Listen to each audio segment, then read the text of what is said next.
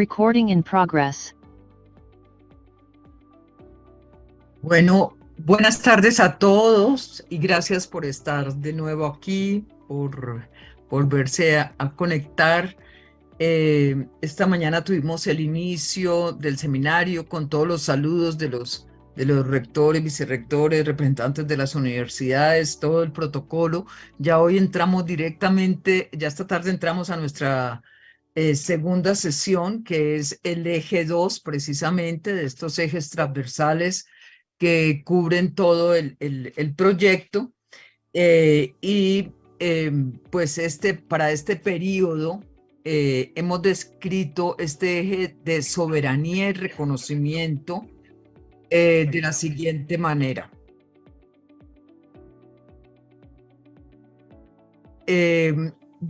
La soberanía, en este periodo, la soberanía y reconocimiento lo hemos descrito de la siguiente manera.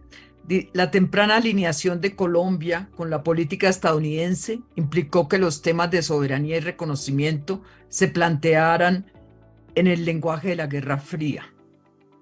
Ese lenguaje no solo caracterizó las relaciones entre los estados, sino que también politizó de formas específicas la vida diaria de los pobladores y presionó a diversos actores para que construyeran formas alternativas de reconocerse, narrarse y actuar. En el marco de la Alianza para el Progreso, dichos lenguajes modelaron iniciativas en distintos campos de formación ciudadana, como proyectos educativos, habitacionales, de salud pública, entre otros. En este periodo, y en contrapunto con lo anterior, emergió un conjunto de actores internacionales no estatales, fundamentalmente en el desarrollo de políticas globales y regionales. El periodo cierra con el Acuerdo de Cartagena, que sienta un precedente muy importante en la construcción de una política hemisférica contra las drogas.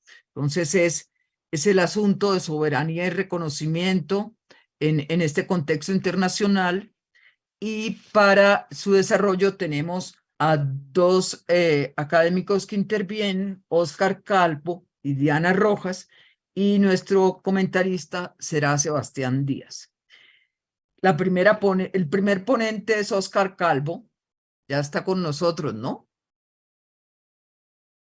¿Sí? No, creo que ¿Sí? inicie Diana, por favor. Entonces vamos a iniciar con Diana.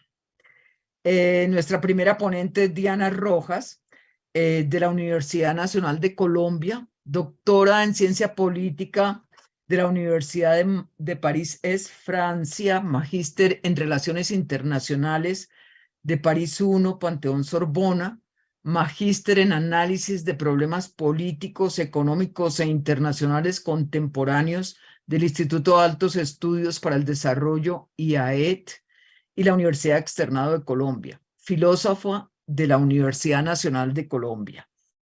Entonces, Diana, es un gusto saludarte y darte la palabra para que hagas la primera intervención en esta mesa del eje 2. Bueno, muy buenas tardes, Margarita, a todos los colegas y quienes nos acompañan hoy. Muchas gracias por la invitación y por este espacio tan interesante para reflexionar sobre esa construcción de país. Yo quisiera empezar diciendo, mi disciplina no es la historia, sé que la mayoría de los colegas que van a intervenir en el evento son historiadores. Yo me nutro del trabajo que hacen ustedes y que han hecho otros a lo largo de varias décadas. Mi reflexión la hago desde las relaciones internacionales en una preocupación muy particular, que es el tema de entender las relaciones entre Colombia y Estados Unidos, y ese trabajo un poco desde lo contemporáneo me llevó a incursionar, por supuesto, en la historia de esas relaciones, y un episodio muy importante va a ser efectivamente la de la Alianza para el Progreso. Entonces, pues voy a permitirme compartir la pantalla para hacer una presentación,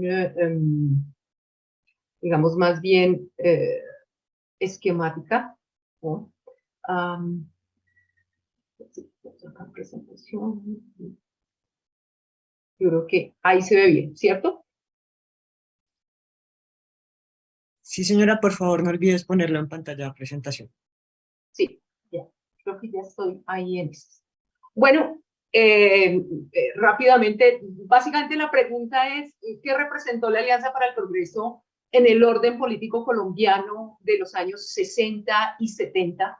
Porque esa influencia, aunque el programa se desarrolló realmente desde el año 61 hasta el 69 en términos estrictos, digamos que su influencia, su impacto se extiende hasta los años 70.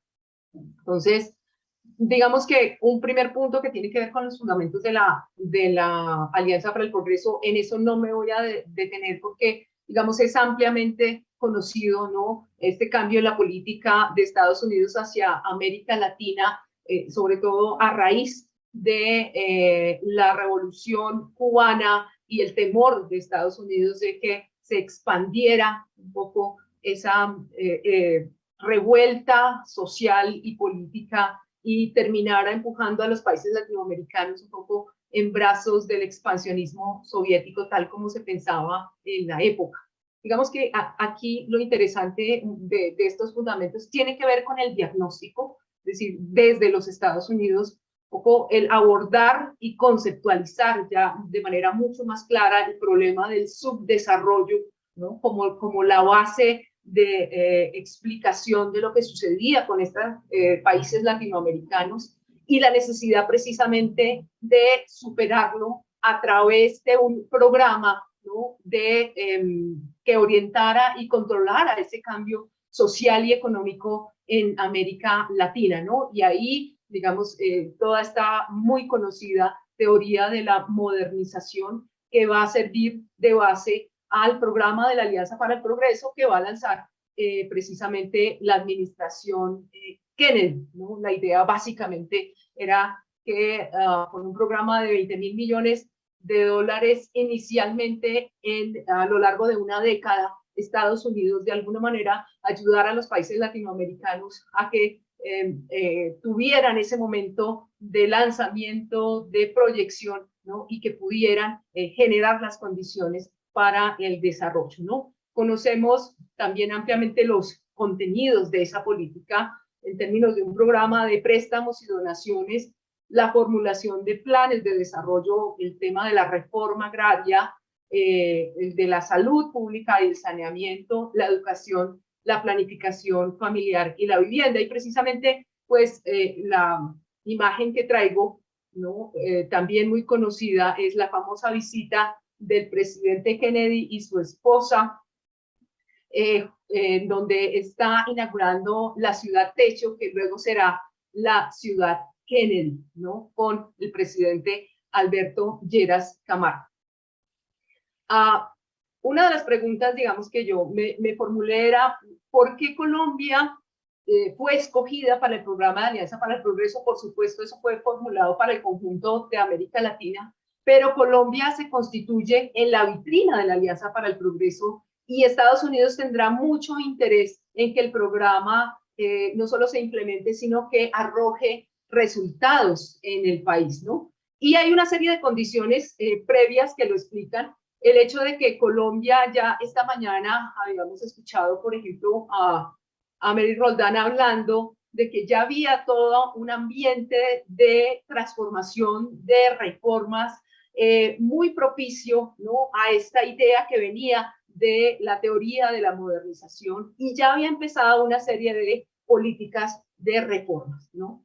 El otro elemento que también va a ser muy importante y que explica esa posición de Colombia en la Alianza para el Progreso tiene que ver con el alineamiento que tuvo el país durante la Segunda Guerra Mundial, ¿no? Y posteriormente la participación de Colombia en la Guerra de Corea y la Guerra del Suez. Digamos que estos van a ser puntos que van a acercar a Colombia a los Estados Unidos y que van a hacer que sea visto, digamos, como un país aliado desde ese momento. También Colombia ya venía en los años 50 aplicando esas políticas de ajuste del Banco Mundial y del Fondo Monetario Internacional, es decir, venía muy en consonancia con esas tendencias que se venían dando después de la Segunda Guerra Mundial. Y algo que va a ser muy importante y lo que yo quisiera enfatizar también es que hay una conjunción en los objetivos, entre los objetivos de las élites en Colombia con la visión que tenía Estados Unidos. y particularmente el papel que va a jugar Lleras Camargo en ese momento. O sea, en la idea de, por supuesto, alcanzar el desarrollo económico, que era uno de los objetivos claves, pero también en la estabilización del país, en la pacificación, precisamente por el periodo tan turbulento previo que se había vivido, ¿no? Entonces, Alianza para el Progreso también va a ser vista como una oportunidad para esas élites, ¿no?, de encontrar respaldo político por parte de los Estados Unidos en general para el Frente Nacional, ¿no? Además de eso, pues Colombia se esforzó mucho por cumplir con los requisitos para la Alianza para el Progreso.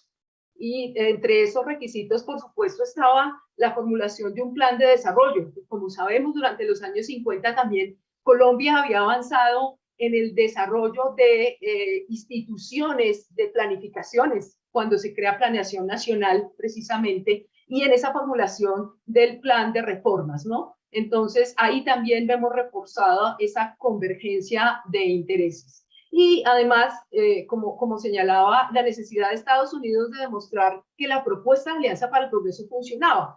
Y resulta que al inicio de la propuesta, en el 61, se pensaba que iban a ser otros países, como el caso de Chile, como el caso de Brasil, ¿no?, los que serían punteros, ¿no?, y quienes serían los primeros interesados, ¿no?, en participar en Alianza para el Progreso. Pero resulta que por razones políticas internas, también por las condiciones en las que estaban, no resultaron, digamos, que ser los países en primera fila, mientras que Colombia sí lo hacía, ¿no?, a pesar de que, no, sobre todo porque en ese momento todavía no se identificaba una gran amenaza en torno a movimientos políticos de izquierda, que por supuesto sí existían, pero que no se habían constituido todavía como una insurgencia que pudiera apuntar a una revolución social, digamos, claramente identificable, como en el caso de Cuba. Como tercer elemento quisiera señalar, digamos, muy rápidamente, cómo se implementó la Alianza para el Progreso en Colombia. Pues digamos que fundamentalmente se hizo a través de un programa de préstamos, ¿no?, de préstamos blandos, en unas condiciones muy favorables, que permitió además también la financiación de programas sociales, como ya lo habíamos mencionado, en los temas, por ejemplo, de planificación familiar, de alfabetización, de control de la natalidad y demás. Normalmente, digamos que en términos generales, no se incluye en Alianza para el Progreso la estrategia contrainsurgente. Digamos que no aparece formulado en el plan como tal, pero sí está un poco en los objetivos, en la intencionalidad del programa. Y en el caso colombiano, sí se va a desarrollar, precisamente porque a raíz de la participación de Colombia en Corea, todo un cambio en la organización institucional de las Fuerzas Armadas colombianas, muy orientadas hacia la lucha contrainsurgente, a la contención del comunismo, y eso, ¿no?, de alguna manera también va a entrar en esas coordenadas de Alianza para el Progreso. No cito la hacia Colombia, pues tendrá un pico durante Alianza para el Progreso, pico que solo se volverá a igualar durante el Plan Colombia, ¿no? Colombia en ese momento va a ser uno de los países que recibe de los mayores montos de ayuda externa estadounidense. Y en términos de los resultados, quisiera rápidamente también señalar tanto positivos como negativos. En efecto, y sobre todo desde los Estados Unidos, a pesar de que la alianza tuvo sus altas y sus bajas a lo largo de esta década, sobre todo al principio había mucho impulso en la implementación de los programas, ya hacia el final de la década, digamos, habrá mayores dificultades y cuestionamientos de carácter político, pero en general Estados Unidos consideró que Colombia fue un caso exitoso de Alianza para el Progreso, ¿no? Y además así lo presentó. Alianza para el Progreso también contribuyó a la modernización de la economía colombiana y a un avance en el proceso de industrialización. sin resolverlo todo, por supuesto, pero si algunos elementos, algunas bases se sentaron, hablábamos para la época, también se revierte en esa estabilización del régimen. De cierta manera también contribuyó a la pacificación del país, ¿no? En términos, digamos, de lo que se entendía en ese momento, también incluso en la estrategia de seguridad. Pero por supuesto también tiene efectos negativos. Esto, Alianza para el Progreso va a ser un hito en la intervención de Estados Unidos en Colombia, ¿no? Y de alguna manera va a normalizar esa sobrepresencia de los Estados Unidos en las cuestiones internas del país. Una especie de aceptación, por supuesto, los sectores de izquierda tenían todo un cuestionamiento de eso, la lectura acerca del imperialismo estadounidense, pero digamos que eso no se irradiaba al conjunto del debate político en Colombia, ¿no? Sobre todo las élites gobernantes, digamos, eran muy favorables a eso. Y por supuesto también hay una acentuación de la dependencia económica, política y militar hacia los Estados Unidos, ¿no? Entonces ahí vamos nosotros a tener un fenómeno también como el de la internacionalización del discurso anticomunista. Colombia será de los abanderados de la lucha contra el comunismo en la región, en América Latina, ¿sí? Y por supuesto eso también va a contribuir a ahondar el conflicto armado interno, ¿no? En términos de plantear ese contexto regional e internacional, ¿no? En la interpretación de las divisiones políticas en el país. Y pues para decirlo también muy claramente, pues Alianza para el Progreso no resolvió el problema del desarrollo ni alcanzó los niveles de crecimiento económico propuestos claramente, ¿no? Pues, incluso en algunas lecturas se ve como quimérica la Alianza para el Progreso. ¿Qué lecciones deja esa experiencia, digamos, en esa lectura de la historia política del país en general y del relacionamiento con Estados Unidos? Primero, por supuesto, los alcances creo que hay un eco, y límites de la teoría de la modernización, es decir, tanto en términos de la formulación como de la aplicación de esa teoría, ¿sí? Porque de todos modos era una mirada y una comprensión lineal de lo que era el desarrollo, porque planteaba a los países desarrollados y particularmente Estados Unidos como el modelo a seguir, tratándolo de manera atemporal, ahistórica, sin tener en cuenta esas condiciones particulares, ¿no? Igualmente también demostró hasta dónde era posible controlar y dirigir el cambio social, ¿no? Esta idea de una ingeniería social, de si se aplican unas políticas muy específicas, se va a poder lograr un resultado en un tiempo delimitado, pues hasta cierto punto demostró esa visión voluntarista por parte de los Estados Unidos y un ingenuo optimismo de pensar que en un tiempo muy corto, que en una década y con unos recursos que aunque eran importantes en la época, por supuesto, eran claramente insuficientes, iban a lograr darles el impulso a estos países, ¿no? Alianza para el Progreso también muestra esa paradoja de la soberanía, ¿no? En la idea de que ya se va a formular, que es la respuesta de Estados Unidos a toda esta confrontación bipolar y sobre todo a los procesos de descolonización en el tercer mundo en su momento, ¿no? La idea del nation building o el state building, ¿no? La construcción estatal, la construcción nacional, ¿no? Con la idea paradójicamente de una intervención para fortalecer el ejercicio de la soberanía en los países intervenidos, ¿no? Entonces es una vulneración de la soberanía precisamente para construir condiciones de ejercicio de la soberanía, ¿no? Una paradoja que mantenemos hoy en día con todo este tema, por ejemplo, de los estados fallidos o en riesgo de colapso, etcétera, etcétera, que incluso también en nuestro caso, cuando ya fue más adelante del periodo que se está estudiando, en el caso del Plan Colombia también se planteó en estos términos.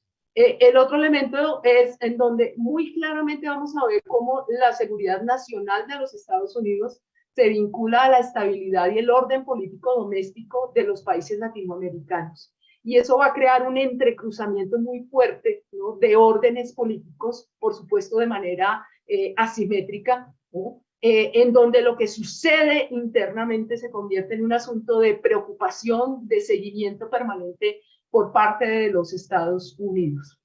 Y, como lo señalaba, una complejización de ese concepto de soberanía, que es uno de los conceptos propuestos para la reflexión, ¿no? Entonces, no es tan sencillo como decir los países son o no soberanos, sino que depende de la manera como se legitime la intervención, aparece o no como aceptable. Y esto ya se formula pues desde Alianza para el Progreso, ¿no? Y señalar en el caso colombiano cómo la propia aplicación de Alianza para el Progreso fue un campo de luchas políticas. Por ejemplo, en el caso de la reforma agraria, esto que visto desde fuera, desde los Estados Unidos, era un requisito indispensable para superar el subdesarrollo, pues en Colombia, a pesar de que algunos sectores la veían de manera favorable, pues hubo una enorme oposición, fue muy difícil al punto que no fue posible llevar a cabo una reforma agraria en el caso colombiano, ¿no?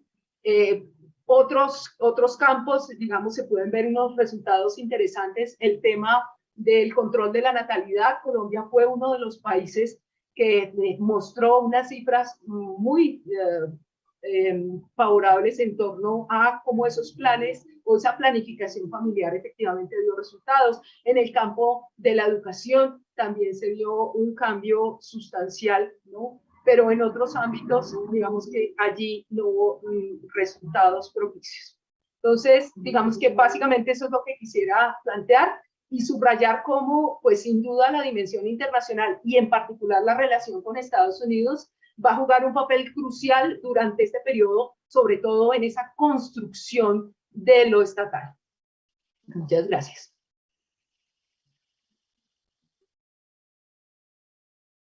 Muchísimas gracias, Diana. Ha sido de una eficiencia extraordinaria. Te quedaron 5 minutos. No sé si quieras agregar algo. No, si quieres lo dejamos para las preguntas y los comentarios. Bueno, muchísimas gracias. Muy interesante. Entonces, pasamos a la ponencia de Óscar. Óscar ya se nos ha unido. Óscar Calvo. Entonces, lo presentamos. Óscar Calvo es historiador. Diana aclaró que era politóloga. Profesor de la Universidad Nacional de Colombia, sede de Medellín, donde es director del Departamento de Historia e investigador del grupo de Historia Social y coordinador del Laboratorio de Fuentes Históricas. Sus temas de interés son la historia urbana y la historia de América Latina. Tiene una, en el siglo XX especialmente, tiene un libro del que es autor, que se llama Urbanización y Revolución en América Latina, Santiago de Chile, Buenos Aires y Ciudad de México, 1950-1980, editado por el Colegio de México y la Universidad Nacional de Colombia recientemente, en el 2022. También ha publicado los libros Medellín Rojo, 1968, Protesta Social y Secularización y Vida Urbana en las Jornadas de la Segunda Conferencia General del Episcopado Latinoamericano. Este libro lo publicó con Mayra Parra. Y La Ciudad en Cuarentena, Chicha, Patología Social y Profilaxis, con Marta Saade. Finalmente tiene también el libro del Cementerio Central, Bogotá, la vida urbana y la muerte. Entonces, Óscar, bienvenido, un gusto saludarte y te doy la palabra para la segunda ponencia de este eje sobre soberanía y reconocimiento.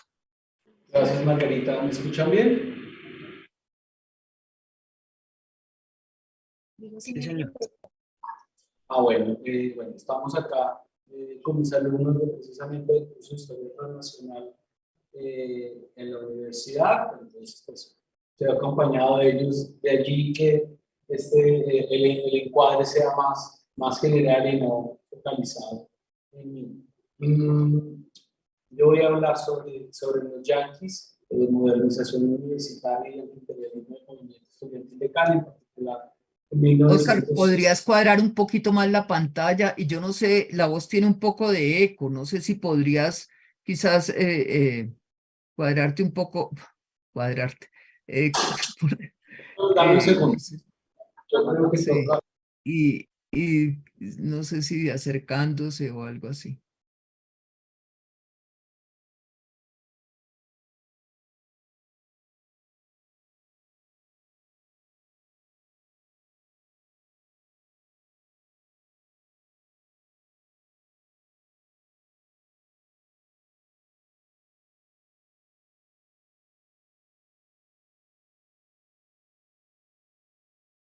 A ver si aquí me escuchan un poco mejor.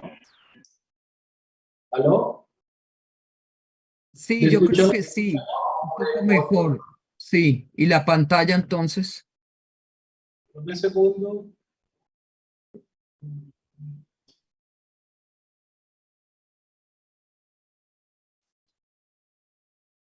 Háblame un segundo, Margarita, por favor. Sí, aquí estamos.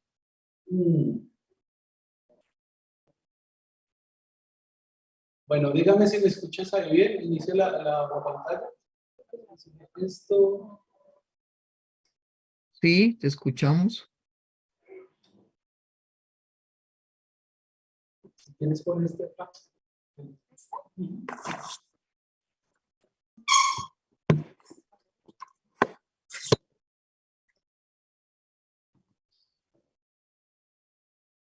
Bueno, voy a ver si lo logro. ¿Está mejor ahí? Sí, yo creo que está mejor. Gracias.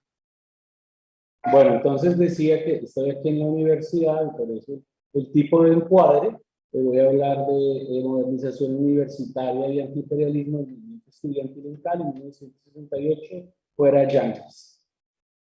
En un recorte de periódico de Occidente, del 25 de febrero, se presenta una fotografía de la sala de sesiones del Consejo Directivo, ocupada entonces por un grupo de estudiantes del Comité de Huelga, que en ese momento estaban en el espacio de la autoridad universitaria.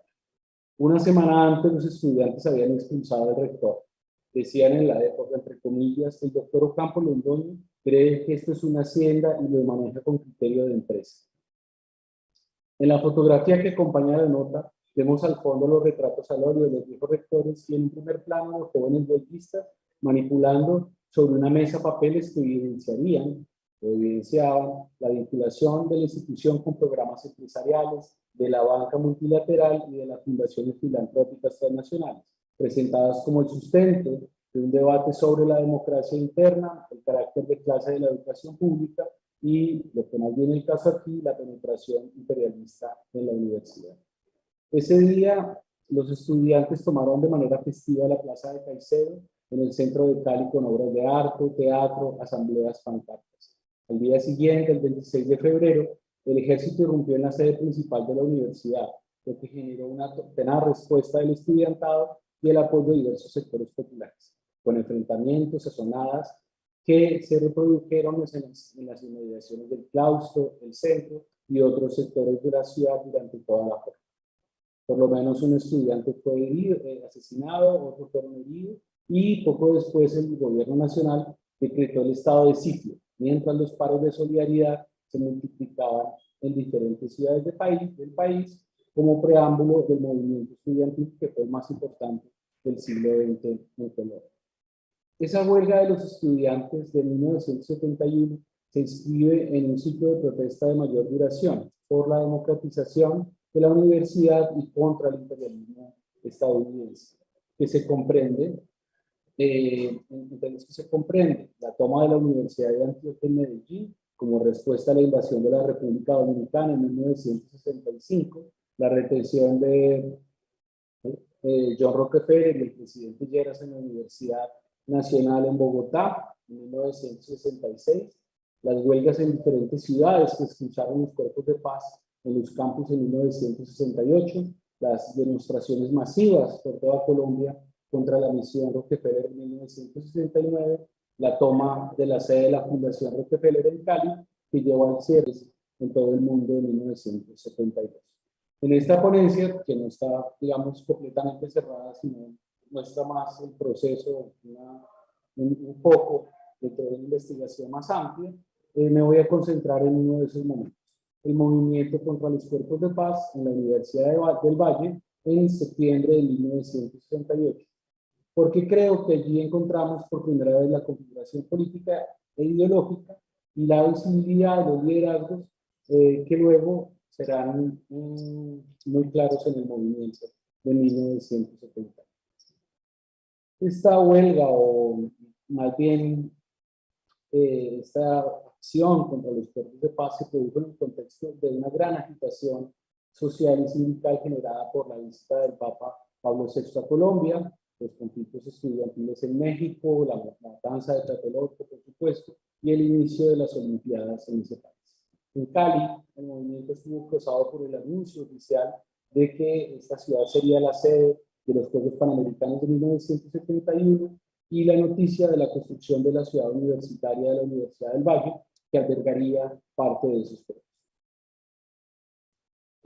A menudo se privilegia o se generaliza la experiencia de la Universidad Nacional durante este proceso, mientras que la evidencia empírica señala que la mayor fuerza de impugnación estudiantil provino de Bucaramanga, de Medellín, de Cali, esto es, de las regiones donde el proceso de transformación universitaria tuvo un significado más radical, menos local y más nacional. La crisis universitaria no fue generada por una supuesta decadencia o envejecimiento de la universidad, sino que fue el resultado de la emergencia de nuevos actores relacionados con su expansión y consolidación como institución clave en el proceso de formación del Estado en Colombia. Estas reformas, de cunyo tecnocrático y modernizante, en buena medida ya se refirió a ellas antes, que fueron implementadas con un acento autoritario, resultaron posibles por una mayor dependencia de capitales financieros, modelos organizativos y cognitivos provenientes de Estados Unidos en el marco de la Guerra Fría, lo que insertó las cuestiones universitarias en el ámbito más amplio de los debates sobre el cambio social, la modernización tecnológica, la intervención del Estado en la economía y el autoritarismo que se produjeron de manera generalizada en América Latina. El ruido, una primera entrada. En el discurso de los grados universitarios en junio de 1968, el rector Alfonso Ocampo Londoño planteaba un mundo cambiante, complejo, que marcaba los ánimos de los universitarios. Decía, entre comillas, estamos enfrentados a un permanente y acelerado proceso de cambio, la explosión demográfica, a una explosión de esperanzas, el incontenible anhelo de los pueblos por su bienestar y desarrollo, la inaplazable solución de los interrogantes del hambre, la salud y la educación, y sobre todo, un sentimiento universal de convivencia en paz, están acelerando el cambio y exigiendo que los gobiernos, las instituciones y todos los hombres modifiquen fundamentalmente su concepción del mundo y sus actitudes. Un año después, en 1969, en los actos de grado, el rector todavía aplaudía los impulsos del cambio, pero además tenía una queja a más. Apenas inició el año escolar, explotó una campaña cuidadosamente planeada durante las vacaciones y utilizó como pretexto un curso de 6 semanas que la institución dictaba a los voluntarios de los cuerpos de paz que venían a trabajar en nuestro país. Con esta bandera se englobaban una serie de palabras como imperialismo, privatización, infiltración cultural, uso de los recursos universitarios y otras, como estas, del uso en el léxico internacional. En esta campaña se emplearon métodos no utilizados antes, como ocupación de lugares académicos, amenazas de ocupación de la rectoría, ruidosos desfiles y reuniones, que aunque no consiguieron paralizar las actividades académicas, sí conmocionaron el ambiente en forma notable. Cierro la cita. Ese ruido, en ausencia del derecho a huelga o paro, había sido la forma de protesta escogida por los estudiantes ante los decretos del gobierno del presidente Gerard Restrepo, que prohibían estrictamente la rebelión estudiantil. En este momento en que el presidente, en respuesta a la Federación Universitaria Nacional, hace entrar el ejército en los predios de la ciudad universitaria y levanta una serie de decretos draconianos para controlar las movilizaciones de los estudiantes. En efecto, el 5 de septiembre de 1968, una comisión de la Federación de Estudiantes de la Universidad del Valle, la FEU, entrevistó en su oficina al profesor Luis H. Fajardo sobre la participación del Departamento de Sociología en la programación y realización de cursos de entrenamiento para los cuerpos de paz en Colombia, actividad que quedó registrada en un acta. Es una acta muy curiosa porque transcribe completamente la conversación, el intercambio entre dos alumnos y el profesor.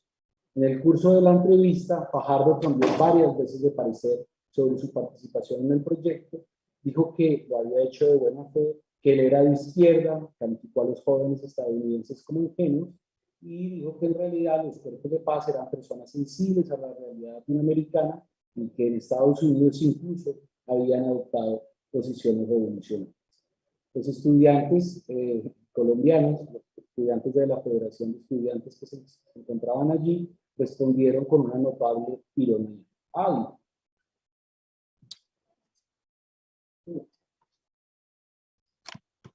Que el profesor debía más bien dedicarse a educar los revolucionarios en Colombia y no los revolucionarios en Estados Unidos. Ay, perdón, que tengo un problema acá. Disculpen.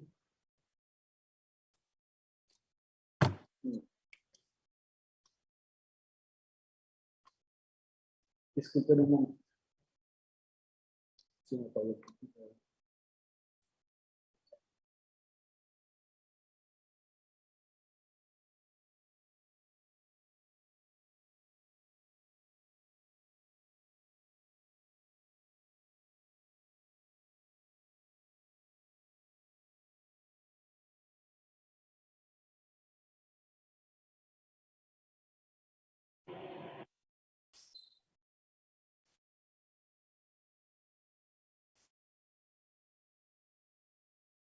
Pues literalmente lo que le dijeron los estudiantes al profesor fue: ¿y por qué, doctor Fajardo, dada la duda que usted dice que tiene sobre los cuerpos de paz, no se dedica más bien a preparar revolucionarios para Colombia y no para los Estados Unidos?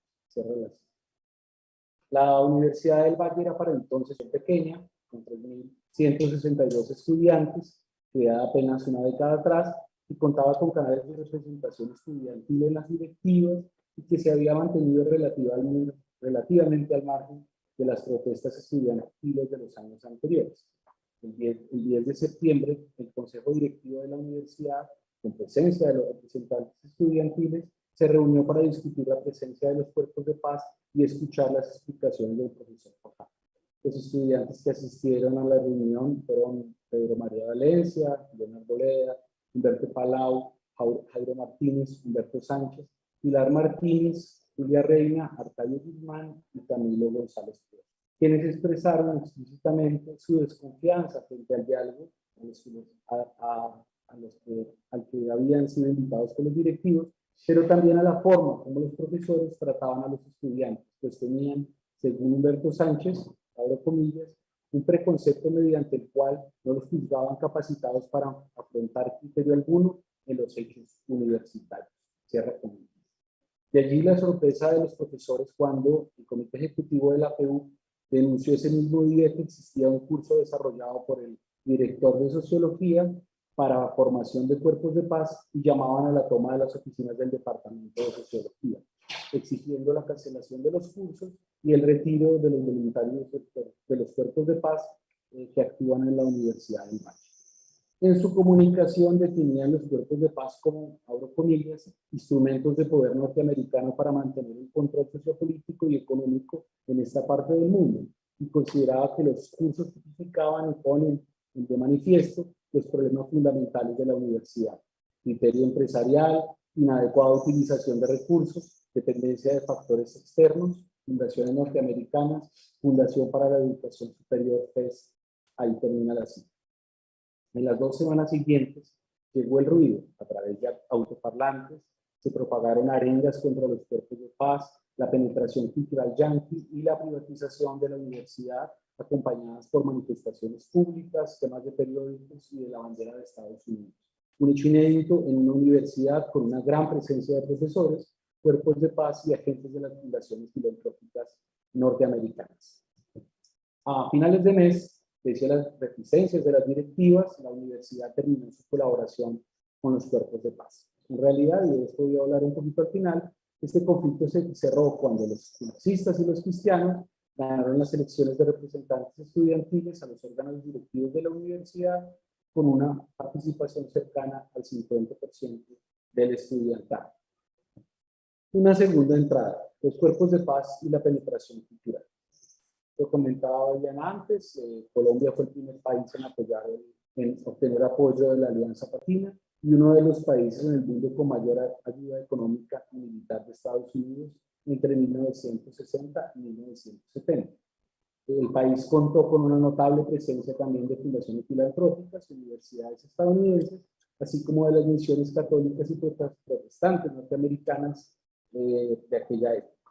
En particular, la Universidad del Valle fue el mayor centro de recepción de ayuda de la Fundación Rockefeller para el fortalecimiento institucional, para el desarrollo institucional, no solo en América, no solo en Occidente, sino para una de las mayores del mundo.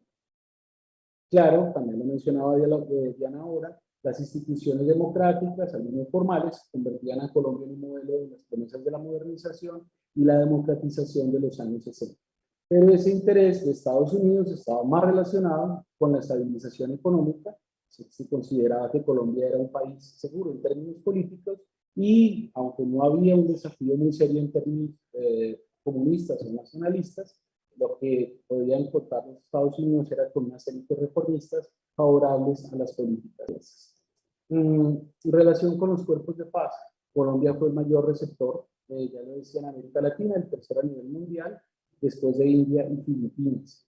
En el 63, los voluntarios aumentaron de la mano del personal dedicado en otras instituciones del Estado al desarrollo comunitario rurales, hasta alcanzar un promedio de 250 voluntarios cada año, una cifra, por supuesto, superior que los funcionarios colombianos que se ocupaban, por ejemplo, de la acción comunal, que fue el principal ámbito en que se recibieron los primeros voluntarios de los cuerpos de paz. Sin embargo, a partir de 1965, hubo numerosos voluntarios dedicados también a las ciudades, que llevaban a las villas de miseria, a los suburbios, y sobre todo encargados como personal docente en las universidades. Y esto lo identifica muy bien la Universidad del Valle. El dirigente estudiantil de aquella época, Camilo González Pozo, cuando intervenía en el Consejo Directivo el 10 de septiembre, en esta reunión que les comentaba antes, hacía una crítica de los cuerpos de paz y los cursos programados por la universidad porque habían destinado demasiados profesores para pocos alumnos con prejuicio para los cursos regulares. Se suponía un poco que los recursos propios de la universidad se estaban gastando en educar a los voluntarios del cuerpo de paz y descuidando a los estudiantes. Esto es discutible, por una parte, en diferentes comunicaciones con el área del deporte y los cuerpos de paz. Es evidente que buena parte de la infraestructura y el profesorado con el que contaba la Universidad del Valle venía precisamente de los cuerpos de paz.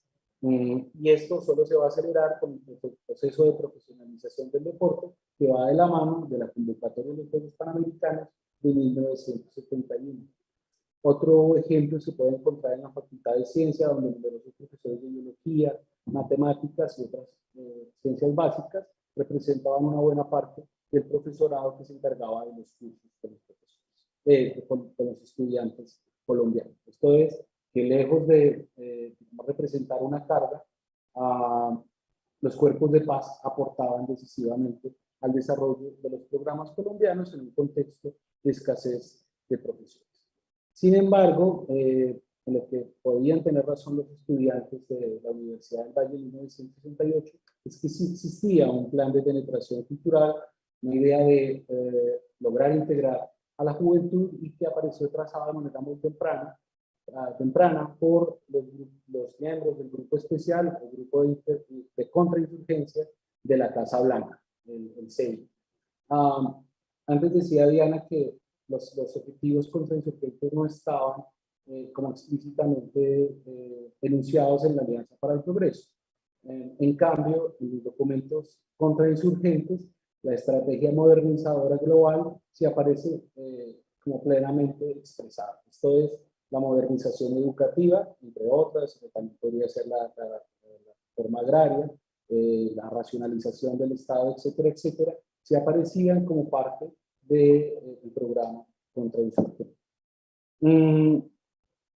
Claro, lo que se imaginaba el grupo especial de la Casa Blanca o el grupo de contrainsurgencia, esto es un selecto grupo que se encargaba de analizar y comparar la emergencia del peligro insurgente en diferentes partes del mundo, en Asia, en África y en América Latina. Los estudiantes universitarios latinoamericanos representaban una amenaza del comunismo. Y lo que se proponían los Estados Unidos era neutralizar fundamentalmente a los comunistas como individuos y su causa en la universidad. Lo que se planteaban era distinguir entre la juventud idealista que quiere cambiar y mejorar el sistema y los extremistas que pretendían destruir. Entonces, para hacerlo breve, lo que se trataba era de establecer programas y alentar a los gobiernos a establecer programas para canalizar ese idealismo y la satisfacción de los estudiantes con el status quo hacia una acción social beneficiosa. Se debía mejorar y sumar a estas instituciones educativas, políticas, etcétera, para que puedan formar líderes como nuevos agentes dinámicos del cambio democrático. El programa entonces implicaba, por ejemplo, crear organizaciones paralelas a las ya existentes en América Latina. En Colombia sería organizaciones que compitieran con la Federación Universitaria Nacional, que se consideraba completamente infiltrada por el comunismo, y privilegiar no grupos conservadores o grupos blancos, reaccionarios, sino aquellos factores reformistas que fueran particularmente afines a las ideas de democracia y libertad de Estados Unidos.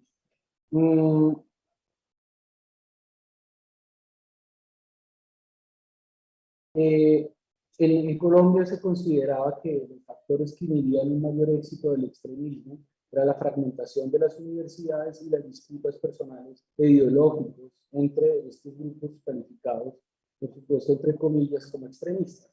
Además, decía que la gran cantidad de universidades, los costos de una academia tan dispersa y costosa y deplorable desde el punto de vista pedagógico, eran un freno para la organización de los estudiantes a nivel nacional. Y en esa medida lo que hicieron fue, sobre todo, favorecer que existieran clubes, que existieran lugares de intercambio, vacaciones, etcétera, en el cual estos actores reformistas que comienzan a identificar, por ejemplo, de la mano de la democracia cristiana, pudieran ser estimulados, ser integrados y contar con una gran cantidad de facilidades que les permitieran competir con las organizaciones que se consideraban de orientación comunista. Como sé que no me queda mucho tiempo, la idea es concluir con esta idea, más una sugerencia, y es que la paradoja de la intervención a través de los estudios universitarios fomentados por el llamado grupo de acción juvenil de la Embajada de Estados Unidos, que tenía componentes militares, componentes ideológicos, de propaganda y también de desarrollo institucional. Muchos de estos estudiantes que se consideraban podían competir con el comunismo y con el marxismo son los que resultan ahora beneficiados por las ayudas y a la vez los que terminan integrando buena parte del movimiento del 68. Porque, como lo mencionaba antes, más que un gran éxito de los marxistas, la mayor fuerza del movimiento va a provenir precisamente de los sectores organizados por la Iglesia Católica y vinculados inicialmente a la democracia cristiana. Entonces, lo singular de este movimiento no sería la presencia comunista, sino la irrupción de actores reformistas católicos y su conexión con, ahora sí, actores revolucionarios. En esta ponencia yo me concentré más en la movilización estudiantil contra los proyectos de paz, pero por supuesto quedan muchos cabos sueltos sobre la vinculación de procesos locales y los movimientos sociales con los conflictos de la Guerra Fría. Me parece, este es un ejercicio más interno, más cerrado. Antes Diana hablaba del debate político que genera la intervención de Estados Unidos en Colombia. Este sería un caso, pero en el seno de las universidades, de cómo la intervención de diferentes actores, en este caso los cuerpos de paz, las fundaciones internacionales, los bancos internacionales de fomento, como el Banco Interamericano de Desarrollo, que articulan una nueva política en las universidades, van a acicatear la emergencia de estos nuevos actores, que en lugar de reemplazar o combatir la temida infiltración comunista, ahora se van a convertir más bien en activistas y en algunos de los impulsores de las demandas contra el imperialismo norteamericano. Claro, quedan muchas preguntas, decía antes, sobre por qué el discurso de la práctica antiimperialista era tan fuerte en Cali y que tenían que ver su fuerza con el estatus de Cali como un clave financiado por Estados Unidos para la modernización universitaria. También valdría la pena preguntar, más allá de esto, cuál fue la relación entre los programas de ayuda de Estados Unidos y de manera mucho más detallada la revuelta estudiantil, cómo se entendió ese desafío del movimiento estudiantil en Cali y su relación con la modernización universitaria en América Latina y cómo llegó a vincular como los trabajadores industriales, los campesinos, los ocupantes ilegales urbanos y dónde podrían ubicarse estas protestas estudiantiles en un paisaje urbano cambiante. Esto es. Muchas gracias.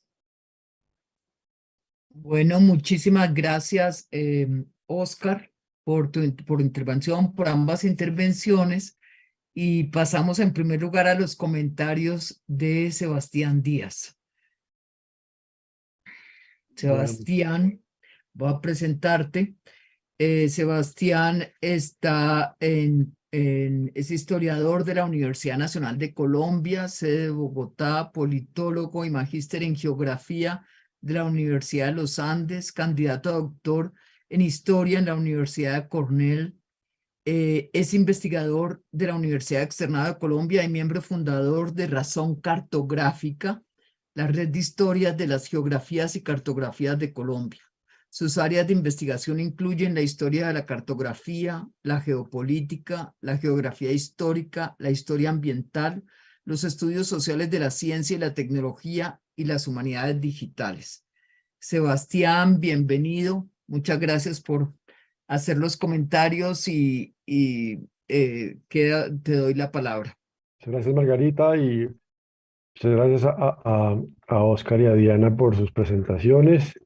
Y bueno, yo escuchando ahorita a Oscar, que no había podido tener la oportunidad de revisar en detalle el contenido de su presentación, pero con lo que nos envió nos había dado como ya una buena como idea de qué se trata. Y quiero recalcar que en esta mesa pues estamos viendo como en dos orillas distintas en términos institucionales y de actores a qué se parecía esa intervención norteamericana o esa discusión sobre la soberanía y el papel de las élites y distintos actores frente a los intereses norteamericanos. Y recalcar entonces que Diana pues nos presentó como una síntesis de la Alianza para el Progreso, y de esa síntesis quiero recalcar un punto con el que quiero atar con lo de Oscar, pero entonces lo voy a llamar por ahora como ella no lo llama así, pero yo lo quiero llamar consenso liberal.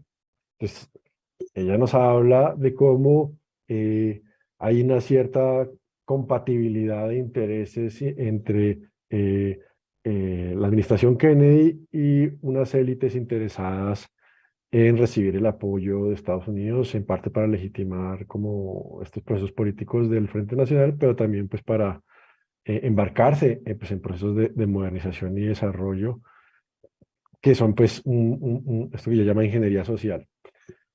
Y hago el salto entonces a la propuesta de Oscar, porque allí también se alcanza a leer con otros actores y a otra escala y en otro ámbito, eso que llamo consenso liberal, ¿no? Que es el hecho de las universidades, pues, adoptando eh, beneplácitamente la venida de los cuerpos de paz y todo esto para fortalecer institucionalmente la educación y la institución.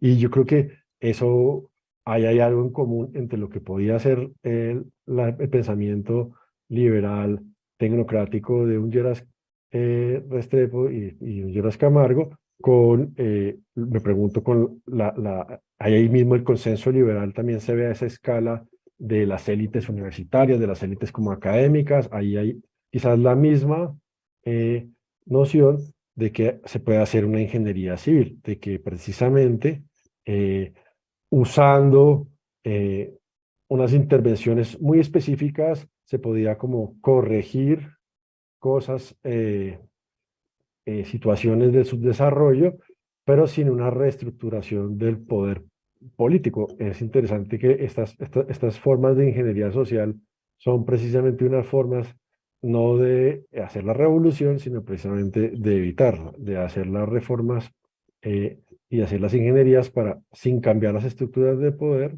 eh, propiciar precisamente como una mirada como de costo-eficiencia. De alguna manera que hay todo un lenguaje de la eficiencia y del costo y de buscar las, eh, las estrategias que supuestamente pues, van a permitir más rápido el desarrollo. Y me llama la atención, entonces, uno, si están de acuerdo los autores que esta cuestión del consenso liberal es un tema para mirar como con más cuidado qué es lo que, precisamente, cuál es ese consenso que está entre los distintos actores aquí a distintas escalas, y si esa categoría les parece interesante. Y dos, si esta noción de ingeniería social que menciona Diana es el tipo de intervenciones que estaba precisamente haciéndose en la universidad. Me llamó mucho la atención ahorita en términos de estas luchas, de las últimas cosas que mencionó Oscar, frente a las paradojas, que también hablaba un poco la presentación de Diana, y es cómo estas historias, lejos de ser lineal, pues lo interesante es precisamente las paradojas que tienen. Y Oscar mencionó lo paradoja de cómo los beneficiarios, de alguna manera, si le entendí bien, de estos programas, pues terminan siendo los principales, me refiero a los estudiantes, el grupo específico de estudiantes que terminó siendo la abanderada de las protestas en un discurso, en un léxico antiimperialista. Y yo creo que parte precisamente de esas paradojas tiene que ver con esa ingeniería social, o sea, con el alcance de ese consenso que es realmente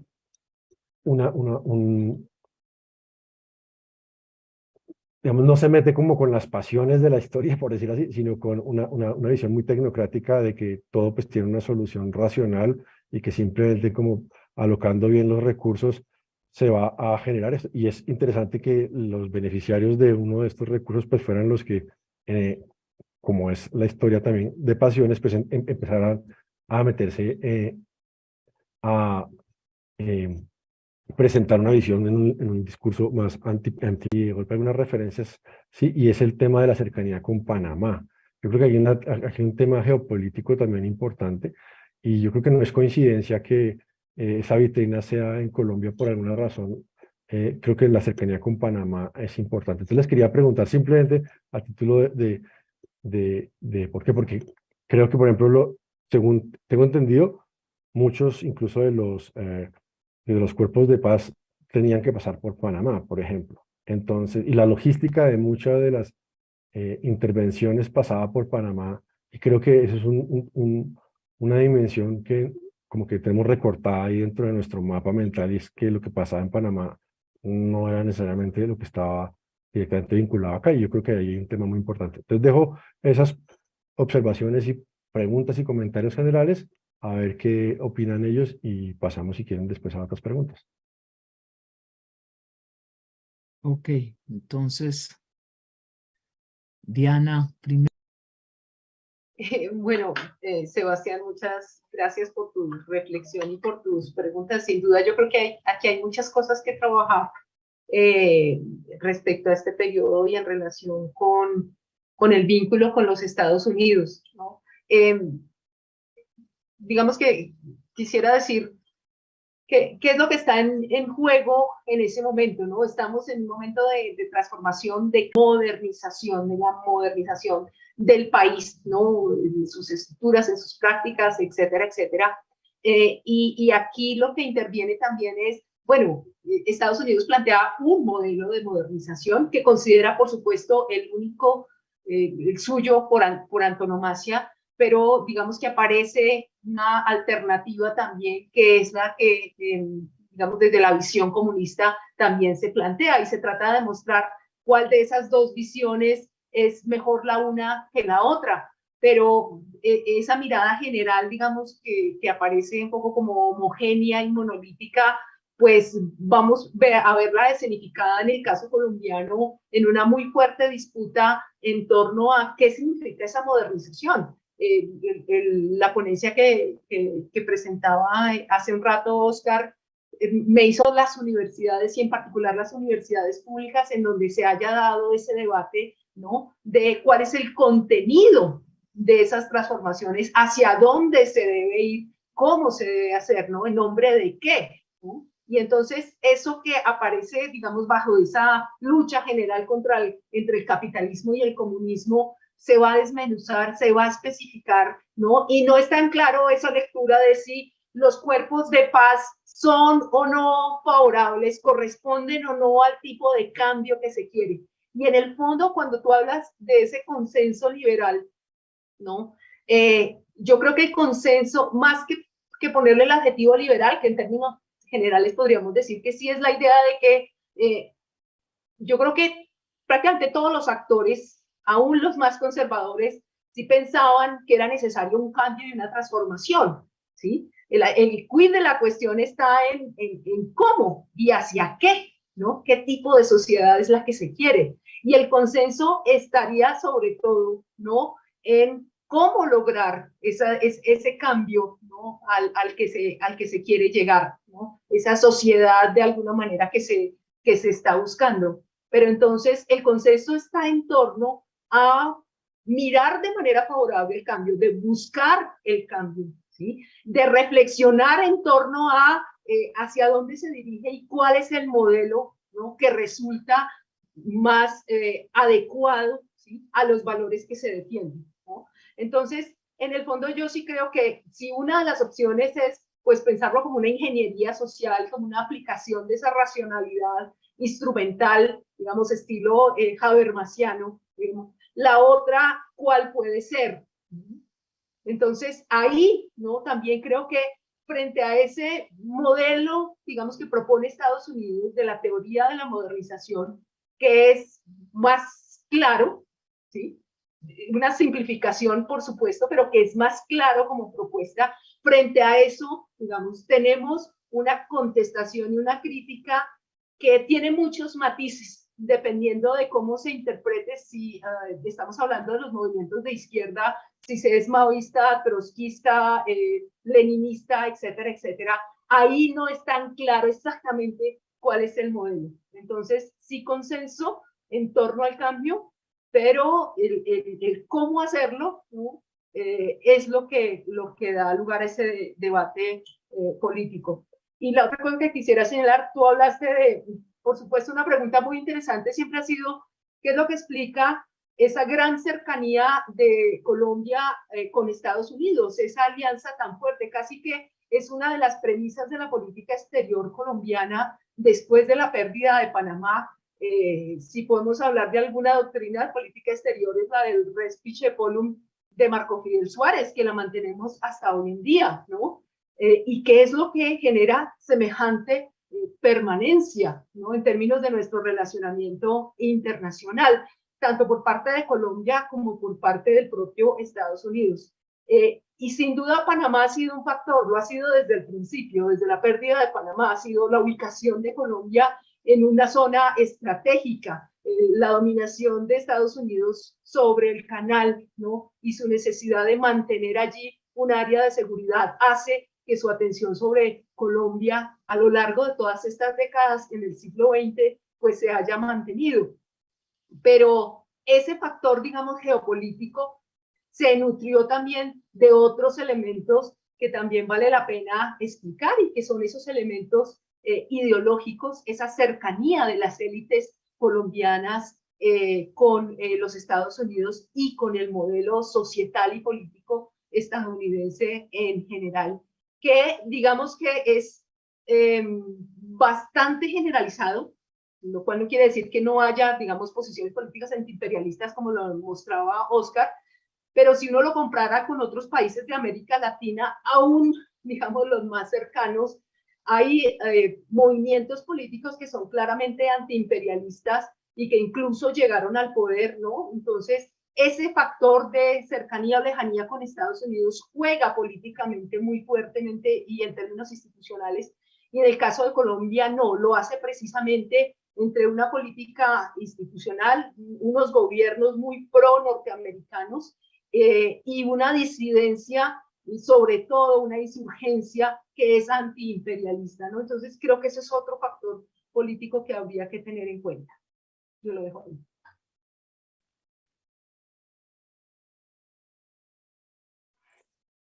Bueno, Oscar, a ver, cuéntanos. yo comenzaría por este último asunto, y es ¿por qué Colombia? Yo creo que Colombia es el enlace, la bisagra entre el viejo y el nuevo imperialismo. Esto es entre la experiencia imperial de Estados Unidos en el norte del continente, que es una política de fuerza, de sujeción, en la que pues, se priva de territorios y se controla estrictamente los recursos de los pueblos, que es como también el primer aprendizaje de Estados Unidos en el mundo, como su salida a reconocerse como imperio. Y esta segunda etapa, que es la etapa del consenso, un imperialismo en el que se supone que lo hacen por nuestro bien, que estas reformas únicamente buscan mejorar nuestras condiciones de vida. Tiene un fundamento geográfico, pero no únicamente el logístico, que sería la presencia del Canal de Panamá, sino también como experiencia histórica. Primero en el norte del continente, especialmente en el Caribe, y luego la proyección de Estados Unidos también hacia América del Sur. En esto va a contar muchísimo, ya lo decía Diana antes, como cierta inconsistencia de la diplomacia colombiana y algunos factores que se mantienen hasta hoy, no solo digamos a nivel como de doctrina diplomática, sino también en un estado paupérrimo de la Cancillería y de las instituciones colombianas relacionadas con el mundo de las relaciones exteriores. Eso es lo que, digamos, en el primer punto quisiera plantear. En relación con la pregunta grande y ese consenso liberal, yo también estaría de acuerdo en el consenso es más de modernización y desarrollo. Son las dos palabras que más se emplean. Modernización más en clave de Estados Unidos, desarrollo en clave latinoamericana y colombiana. Ahora, yo pondría el acento sobre todo en el carácter sistémico de la lectura que hacen, tanto desde el punto de vista norteamericano como las élites latinoamericanas, entre las cuales las élites colombianas juegan un papel destacado en aquella época. Y esto es que no se trata de un solo factor, sino que se trata de diversas dimensiones que tienen que entenderse, se quiere, de manera holística para poder conseguir los objetivos de cambio social.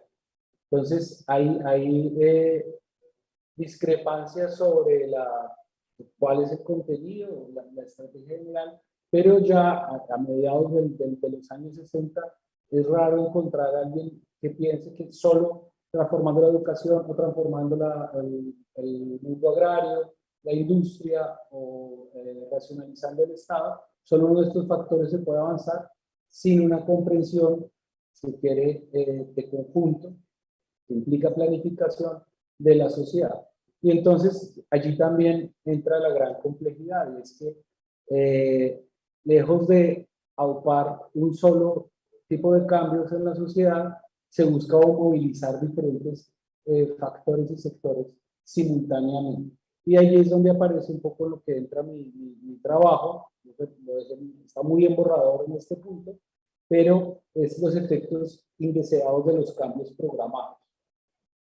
O, si se quiere, que frente a la pretensión universalista y totalizadora de Estados Unidos, que todo es como la pretensión del archivo, de los archivos nacionales y de, por ejemplo, enfrentarse a los documentos del CI, del Grupo Especial de la Casa Blanca. Están hablando en simultánea de 10, 20 países mirando las variables de cada uno de estos países y su potencial insurgente. Frente a esa pretensión imperial, pues también la contingencia y factores que no pueden ser completamente regulados de acuerdo a esa visión magnánima gigantesca, comienzan a emerger. Mi punto sería que no emergen necesariamente en los puntos que reaccionan desde, digamos, en contra de esos cambios, sino de los nuevos actores que se van creando precisamente por la influencia de los procesos de modernización. Y ahí es donde es interesante la universidad, porque la universidad ata buena parte de las ideas de modernización y desarrollo, y a la vez va a sufrir con particular fuerza sus contradicciones.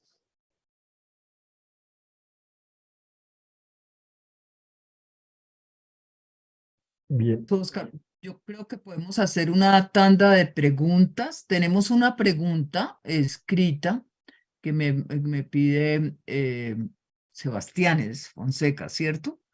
Que la plantee. Entonces está así. Y yo quiero después hacer una pregunta también. Profe Rojas, le dice a Diana, me interesa conocer más detalles sobre uno de los temas que usted tocó pasando, la salud. De qué manera se desarrolló este punto en Colombia como parte de la Alianza para el Progreso. Quisiera considere lo siguiente. En los años 60, y aquí se va a tocar con la Rockefeller, en los años 60 se inauguraron en Colombia algunos programas de salud comunitaria con el uso inédito de promotoras de la salud, particularmente el caso de La Candelaria, Valle del Cauca y Santo Domingo, Antioquia, los dos financiados por la Rockefeller, la fundación, pues, y no es tan claro que haya vínculo con la Alianza para el Progreso. ¿Cómo comprender la Alianza para el Progreso a la luz de estos casos? Yo creo que ambos podrían contestar algo. Y después seguimos, si hay más, yo también tengo una pregunta. ¿La contestamos de Diana. una vez? Bueno, bueno, precisamente muchas gracias por la pregunta, porque ese es el aterrizar la Alianza para el Progreso, sobre todo en las regiones, resulta muy interesante. Como decía, yo me nutro del trabajo de los historiadores.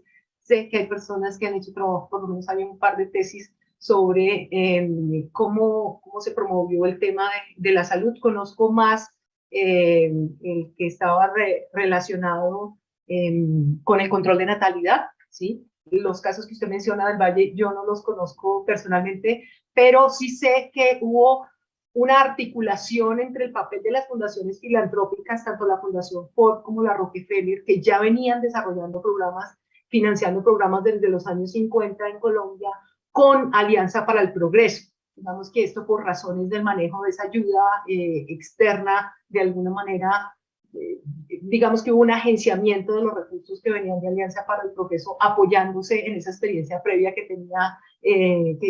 tenían estas fundaciones aquí en Costco. No sé si Oscar sí tenga información al respecto.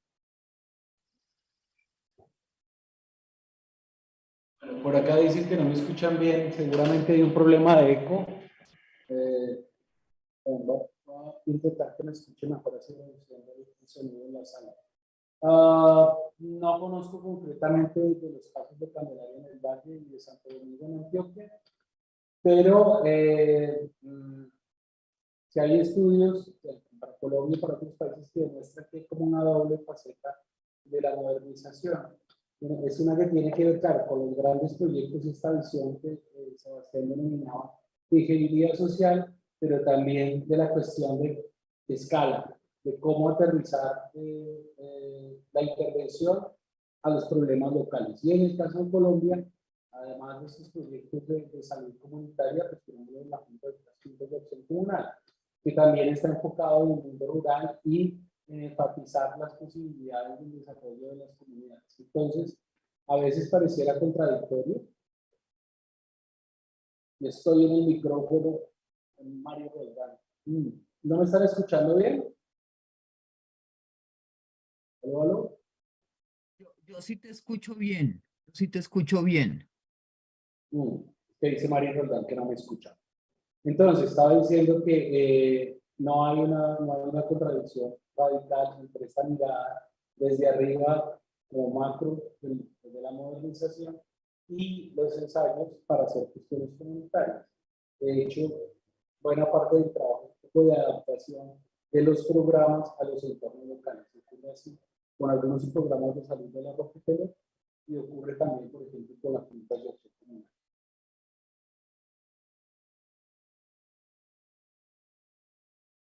Bueno, pues está preguntando Rocío Londoño si se puede hacer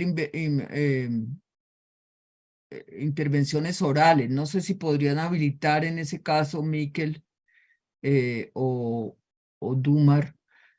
Mientras tanto, yo puedo hacer la pregunta. A mí me interesa, yo no sé si Sebastián quería seguir haciendo otros comentarios. No, dale tu pregunta tranquila y después si Bueno. hay tiempo digo más.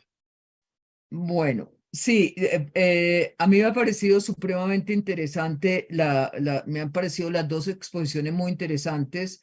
Yo creo que hay un tema de contextos que sabemos cuáles son, pero sabemos en general, pero precisamente los modelos se aplican en lugares particulares, ¿cierto?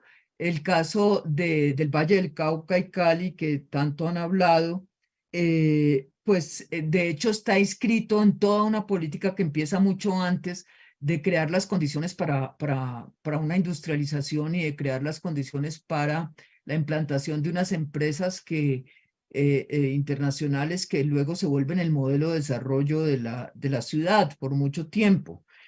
Entonces el saneamiento de la población está en eso, inscrito las facultades de medicina desde los finales de los 40 se empiezan a ver como necesarias, los promotores de salud de los que hablan probablemente tienen que ver con eso, entonces es interesante, pero me parece también muy interesante todo lo que resulta como del otro lado, obviamente escrito en la Guerra Fría, pero yo no sé si es a eso a lo que ustedes se refieren cuando hablan de esas como resultados no esperados de las reformas.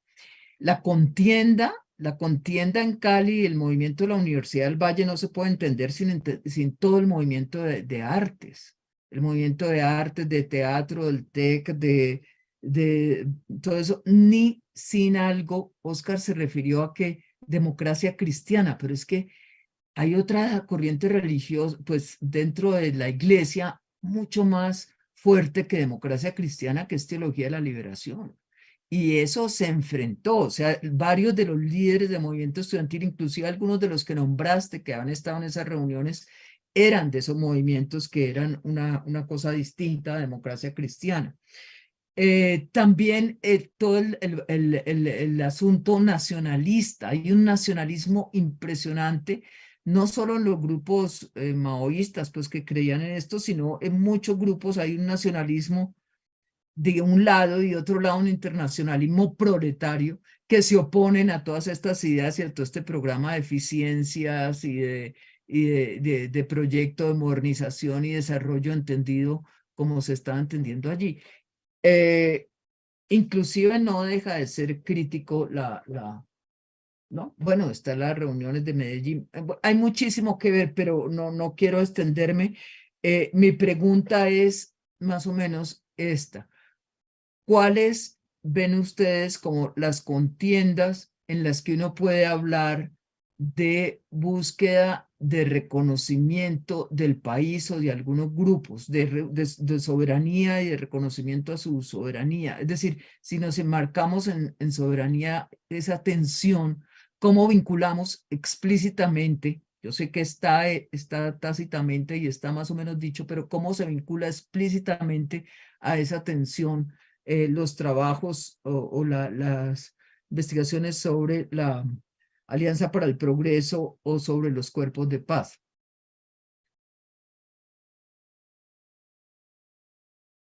No sé quién quiere hablar primero. Cambiemos, primero Oscar y luego... Bueno, entonces son muchas cosas simultáneamente. Por supuesto, las transformaciones en el Valle del Cauca, articulación entre industria, inversión internacional. ¿Me están escuchando? Oscar, es que tienes que mantener como una sola posición frente al micrófono y fuertecito, porque es que se va y viene. Creo que hay un problema de conectividad, pero voy a intentarlo así, hablando muy cerca. Entonces, obviamente hay una interrelación muy fuerte entre diversos factores, eso es innegable, lo que tiene que ver tanto con la industrialización como la avanzada del capital transnacional en el Valle del Cauca, la aparición de nuevos actores y también la presencia de otros, eso no lo discutiría. En cuanto a la presencia de diversos actores culturales en el teatro, en la poesía, el cine, creo que también es algo evidente. Por ahí está Katia, si no estoy mal, que ha trabajado sobre esto en Cali Ciudad Abierta, y cuando digamos que uno se adentra más a los años 70, esta complicidad y este encuentro, aunque fugaz, resulta determinante. Con lo que sí no estoy de acuerdo es con lo de la teología de la liberación. La teología de la liberación tiene su nombre por un libro que se publica en 1970.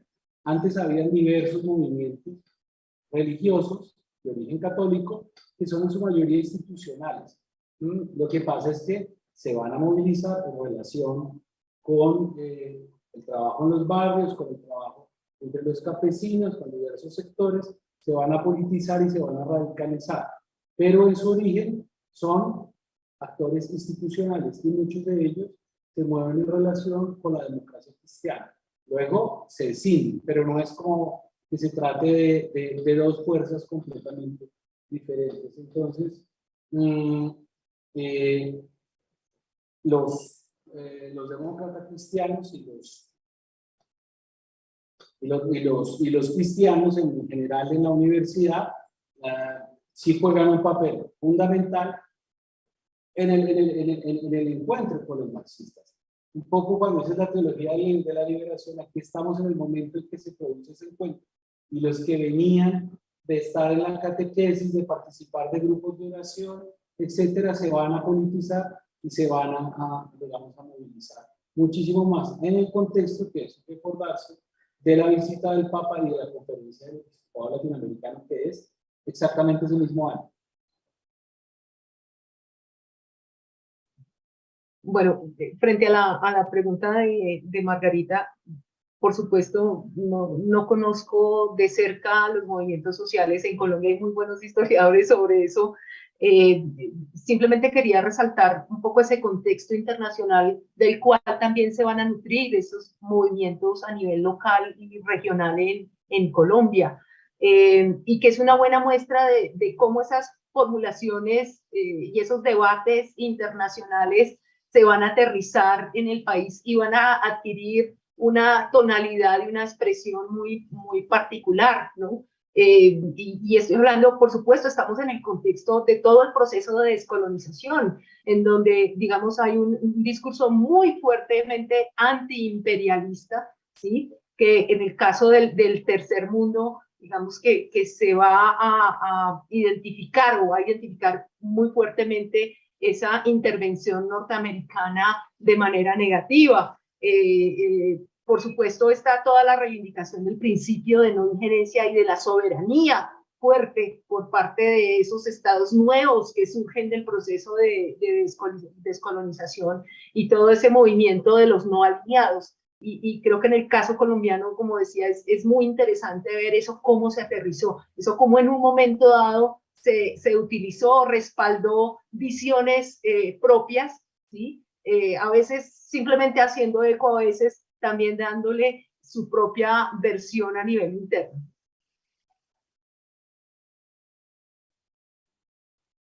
Bueno, muchas gracias. Seguimos con las preguntas. Entonces, Rocío, ¿quieres tomar la palabra? Simplemente activas tu micrófono y luego volvemos a las palabras a unas preguntas en el chat. Buenas tardes. Me parece muy interesante el tema de la Alianza para el Progreso, la Guerra Fría, la cuestión de los cuerpos de paz en Colombia. Creo que son temas muy poco trabajados.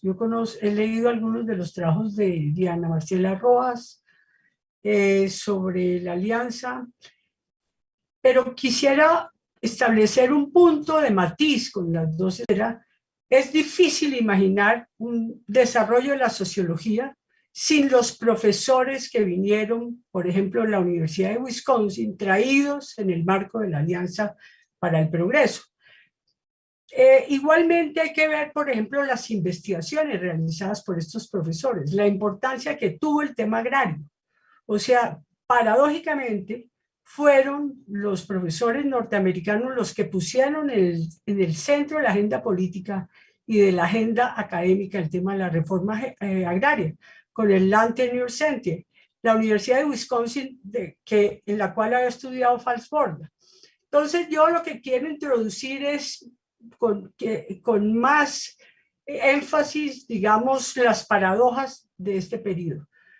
Creo que el Frente Nacional es fundamental. O sea, Diana se refirió al Frente Nacional, Oscar creo que está menos referido al Frente Nacional.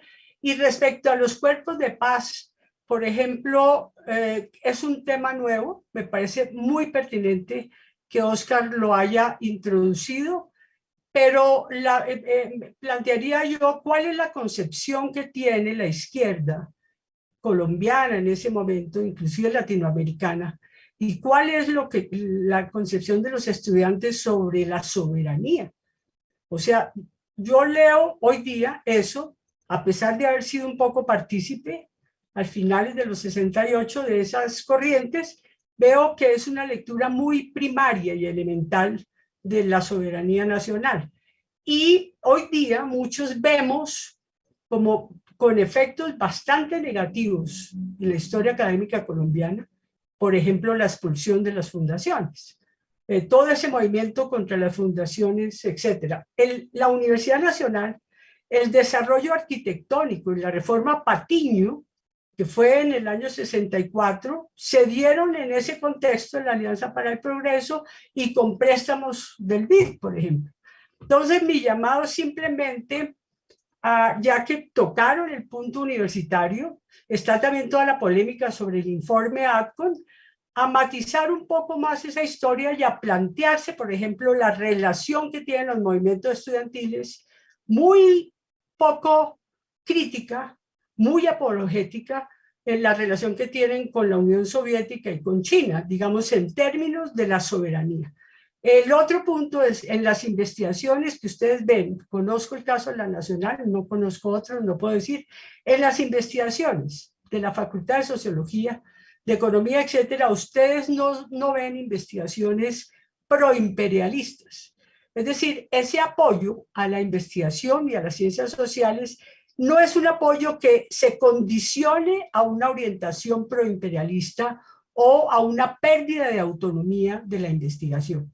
Esos eran los puntos que quería plantear. Gracias. Bueno, no sé si reacción de los ponentes.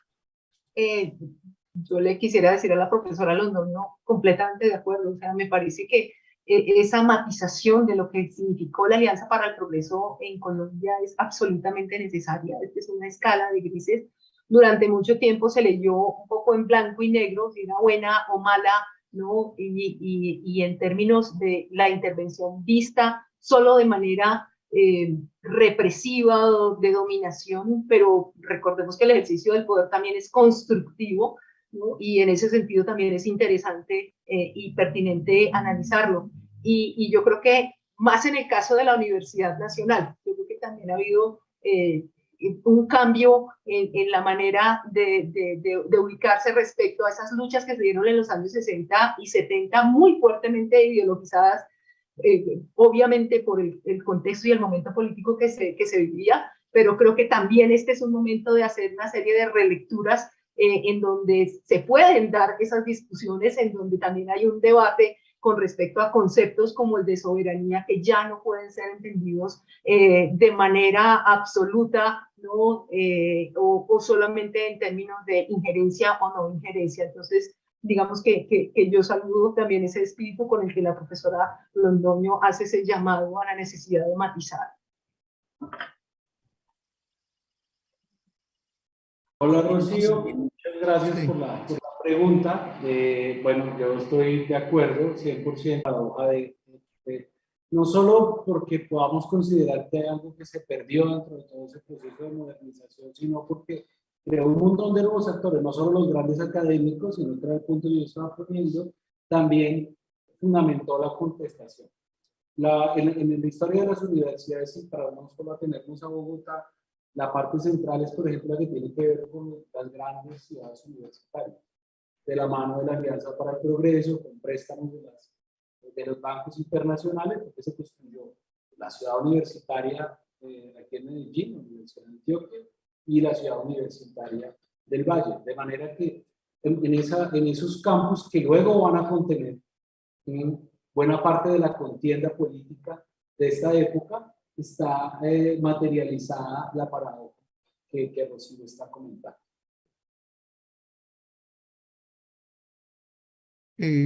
Con esta pregunta que está en el chat y luego le doy la palabra a Antonio Becerra. Ha levantado la mano. Entonces dice Juanita Rodríguez a todos. Hola, ¿podrían ahondar en el papel de la USAID en el desarrollo de la propaganda visual de la Alianza para el Progreso en Colombia? Lo pregunto por lo que habla Jason Parker de ganarse, entre comillas, ganarse los corazones y las mentes de la gente del común a la hora de promocionar la alianza en América Latina. ¿Sí se logró esto? Si no, ¿qué pasó? ¿Hubo alguna reacción visual de los colombianos, organizaciones campesinas, grupos de izquierda, por ejemplo, a esa promoción? Gracias. Es Juanita Rodríguez. Bueno, si quieren yo empiezo. Para el Progreso es que nos muestra un cambio, una transformación y un refinamiento en el ejercicio del poder y sobre todo en la visión y la posición que tiene Estados Unidos frente al mundo y en particular frente a su región de influencia, si quieren, a su patio trasero, ¿no? Y es cómo se pasa simplemente de la idea más represiva de la intervención. Recuerden el golpe en Guatemala contra Arbenz, por ejemplo, ¿sí? O en Irán, en su momento, a los inicios de la Guerra Fría, a una visión en donde es necesario tener un discurso más positivo y constructivo, ¿no?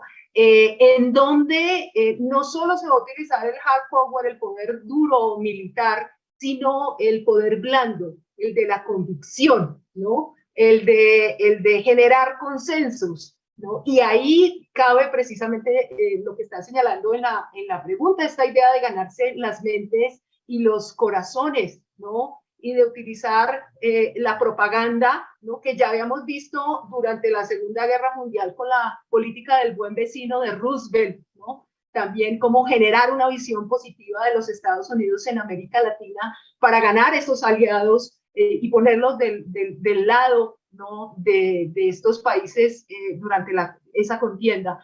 Esas experiencias se van a capitalizar y se van a profundizar durante Alianza para el Progreso. Eso va a ser un factor muy importante. El tema de la radio, el tema de la producción también audiovisual en su momento. Hay piezas, digamos, publicitarias que son paradigmáticas, cartillas, por ejemplo, radionovelas, ¿no? en donde no de manera directa, pero sí indirecta, ¿no? se genera la idea de valores, ¿no?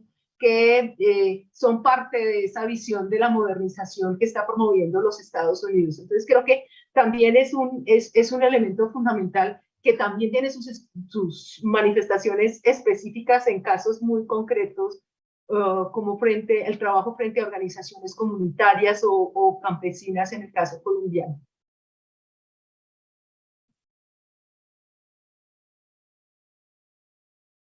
Sí, súper Me corto. parece seguir con, ¿cómo?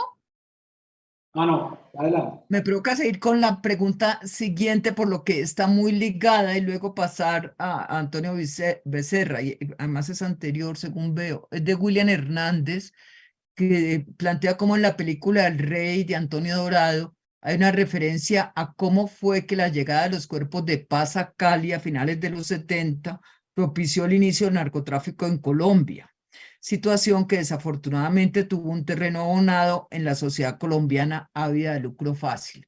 Es un comentario, no sé si antes de pasar a la siguiente pregunta quieres decir algo de esto y luego pasaríamos a Oscar. Digamos que sí, ese vínculo de tiempo atrás se ha señalado, ¿no? de los cuerpos, de algunos miembros de los cuerpos de paz que de alguna manera estuvieron a la base del desarrollo del narcotráfico en Colombia, ¿no? Hay documentación efectivamente al respecto, pero a veces se señala que solamente ese vínculo, ese papel de los cuerpos de paz, y los cuerpos de paz jugaron un papel muy interesante en muchas partes, ya lo señalaba Oscar también en su ponencia. De hecho, la inspiración de los cuerpos de paz, ¿no? Personas de buena voluntad que van a los países a ayudar en todos estos programas frente al subdesarrollo, forman parte también de este poder blando del que hablaba anteriormente. Oscar, Bueno, ¿y tú qué quieres de esto? Lo último, muy breve, los textos de Eduardo Sanz sobre la prehistoria de la marihuana en Colombia muestran que eso no es así, que hay una especie de leyenda urbana que hace coincidir el origen del narcotráfico con los cuerpos de paz.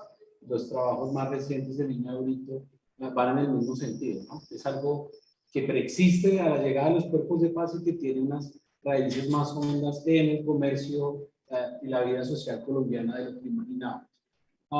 Pero quisiera referirme un poco a la cuestión de la información y de las herramientas blandas del poder de Estados Unidos. Unas, por supuesto, que las mencionaba bien Rocío antes, nosotros debemos buena parte de nuestra infraestructura universitaria, no solo física, sino también el lugar, por ejemplo, de los profesores y la investigación, a la política de la Alianza para el Progreso y al apoyo de las fundaciones internacionales. Pero en muchos otros ámbitos que tampoco han sido muy reconocidos, por ejemplo, la formación de cineclubes, la literatura inglesa, la traducción, etcétera, etcétera. La Embajada de Estados Unidos jugó un papel muy activo a principios de los años 60. Lo hacían, y hay que decirlo, de acuerdo a los documentos disponibles, con doble intención. O sea, tenía finalidades políticas, pero a la vez propició muchas cosas que no podrían solo limitarse a las campañas de información y de adoctrinamiento. De hecho, buena parte de la política estaba basada precisamente en eso, en que se pudiera fomentar lugares de encuentro, asociación juvenil, vincular a los universitarios con diversos programas, y en esto la imagen jugó un papel fundamental, que tiene que ver con la unidad de información de Estados Unidos. Por ejemplo, aportaba ingentes cantidades de películas, programas, bueno, también materiales de lectura, y también los equipos, que es algo que no se ve. La tecnología que hacía posible, por ejemplo, que las películas no solo se mostraran en las ciudades, sino que pudieran ser llevadas al barrio, a entornos campesinos, etcétera, etcétera. Así que tanto en las imágenes como en la tecnología y en las posibilidades de exhibición jugaron un papel muy importante. Muy bien, sí, es información contraria. Muy bien, Antonio Becerra, ¿quieres abrir tu micrófono para para preguntar. Antonio Becerra, que tiene la mano en alto.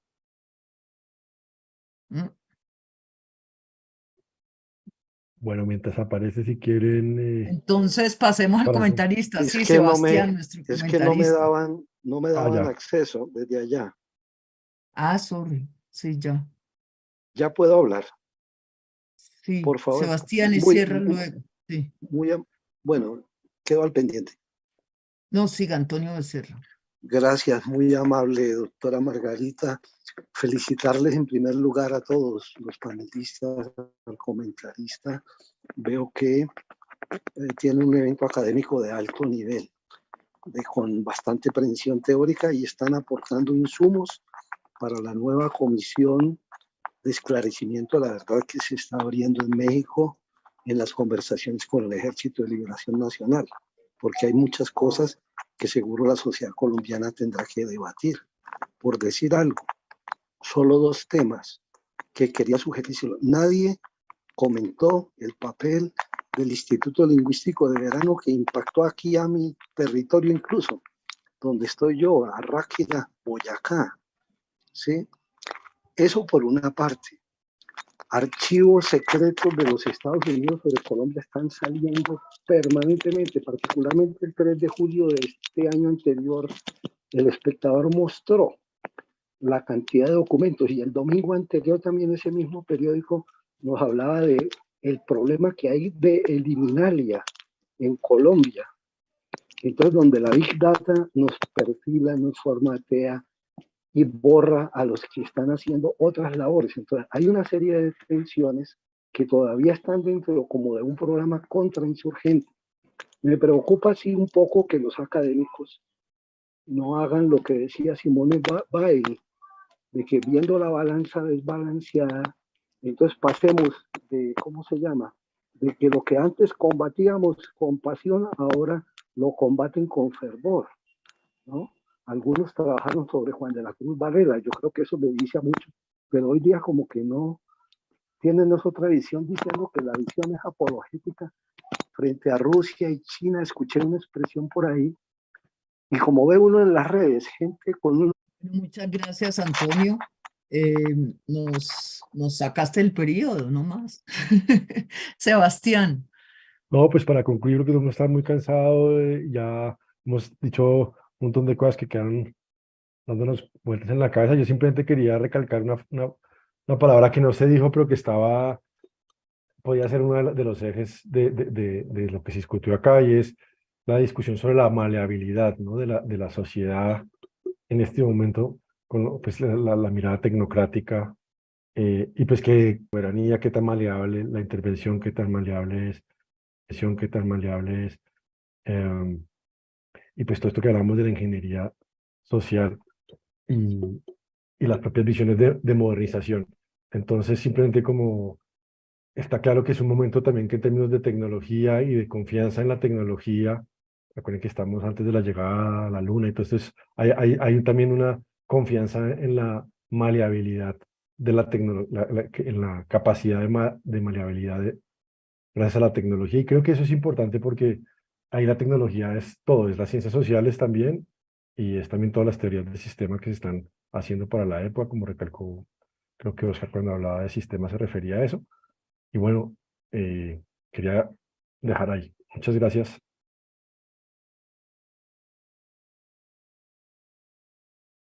Bueno, no sé si hay alguien más que quiera preguntar, o si los ponentes tienen algo más que opinar sobre la maleabilidad o sobre las últimas intervenciones. Yo quisiera decir algo a propósito de lo que señaló Sebastián al final, y es que una de las cosas que a mí más me sorprende es cómo ese discurso de la modernización y de la nation building y demás lo hemos reeditado décadas después por parte de los Estados Unidos, y es el caso de Afganistán, y es el caso de Irak, y fue el propio caso de Colombia con el Plan Colombia, en donde de todos modos, a pesar de todas las críticas y los debates académicos, todavía persiste en buena medida esa racionalidad instrumental, ¿no? Esa idea de que las sociedades se pueden moldear y dirigir, ¿no? Por caminos más o menos preestablecidos. Creo que me parece sorprendente que después de todo lo que ha sucedido en términos históricos y después de todos esos debates, todavía, por ejemplo, encontremos en parte de la dirigencia estadounidense y a veces hasta latinoamericana discursos como esos. Sí, es muy interesante, muy interesante. Yo se supone que no soy la comentarista, no, de hecho no soy de esto, no, sino solo protocolo, pero sí me ha parecido muy interesante este asunto, todo lo que es el querer imponer modelos y los resultados, digamos, no esperados, ¿ya? Que surgen, que muestran toda la ambigüedad, también la maleabilidad, la ambigüedad que señaló Rocío, que todos mostraron, y cómo, pues, la disciplina de mirar los contextos y cómo las cosas, digamos, que llegan a contextos distintos y muchas veces a los que son producidos, por supuesto, y dentro de los lugares donde llegan hay una gran diversidad, porque no es lo mismo los efectos de estas intervenciones ni de los cuerpos de paz en una parte que en otra, ¿ya? No podemos verlos como iguales, son diferentes, o la Alianza para el Progreso, ni las derivas que salen de eso. Entonces, sí, pues yo lo que pienso es que el contexto, siempre hay que hacer escalas de análisis para poder mirar un movimiento como eso, ¿cierto? Más pequeño a más grande a más nacional. Pero creo que fue supremamente interesante esta sesión y sí nos muestra que hay mucho que pensar en términos de muchas maneras de comprender la soberanía y el reconocimiento, ¿no? Y que definitivamente los discursos blanco y negro no nos sirven. Muchas gracias a todos. Ya son las horas de terminar, entonces los esperamos mañana a las 10 de la mañana. ¿Alguien quiere intervenir? No, solamente dar las gracias y despedirme desde acá, desde Medellín. Ah, claro, Oscar, por supuesto, ya les doy la palabra. Sí, yo los invito mañana a las 10 de la mañana a la sesión 3 del seminario, que es el eje 3, y tratará sobre algo tan interesante como se llama Entre Pueblo y Muchedumbre, ¿ya? Entonces, los esperamos mañana a las 10 de la mañana, si no estoy equivocada. ¿A las 11? 11, Margarita, sí, a las 11. 11 de la mañana, sí, perdón, eje 2, eje 3, 11 de la mañana, sí, 11 de la mañana, gracias. Entonces, les doy la palabra si quieren despedirse, Oscar y Diana. Muchísimas gracias, Diana, Margarita, Sebastián, saludos. Bueno, muchas gracias a todos, muy interesante, gracias por los comentarios, por las... Gracias a ustedes. Gracias a ustedes, por supuesto, y a todos los que nos acompañan, muy amables. Recording stopped.